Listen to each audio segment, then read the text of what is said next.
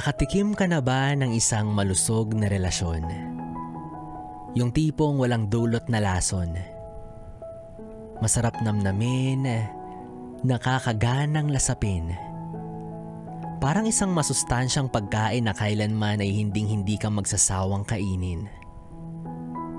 Daig pa yung magandang benepisyo na dulot ng pagkain ng gulay, na sa bawat buhay mo ay siyang nagbibigay ng saysay at kulay.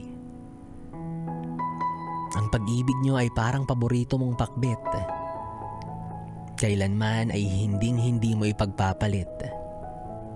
Pag-ibig na tulad ng chapsuy, na kung minsan nakakalito dahil sa pinaghalo-halong problema, pero sa huli, pipiliin nyo pa rin ang isa't isa.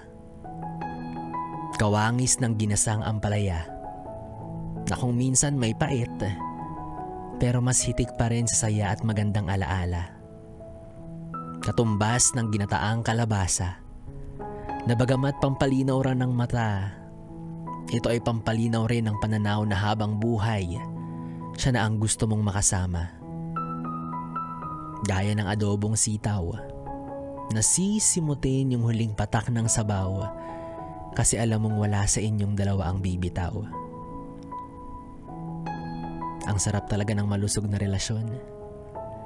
Nakakabusog habang pinagtitibay ng panahon. Sana lang hindi ito matulad sa sibuyas na sa bawat hiwa mo, luha ang katumbas. Sana kontento ka na. Kontento na siya. Kasi alam mo, perfect match na kayo. Bawang ka, sibuyas siya. Hindi matutuloy ang paggigisa kung wala ang isa. Kaya sana, huwag kang umabot sa puntong may hawak ka ng pipino, hahanap ka pa ng talong.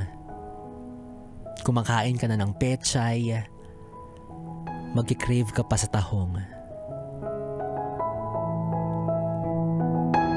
Yes, friend, kapiling mo pa rin ako, DJ B-Boy Bibo, para sa ating tuloy-tuloy na BB Time. Dito pa rin at dito ka lang sa istasyong No Problem, ang 101.1 Yes FM.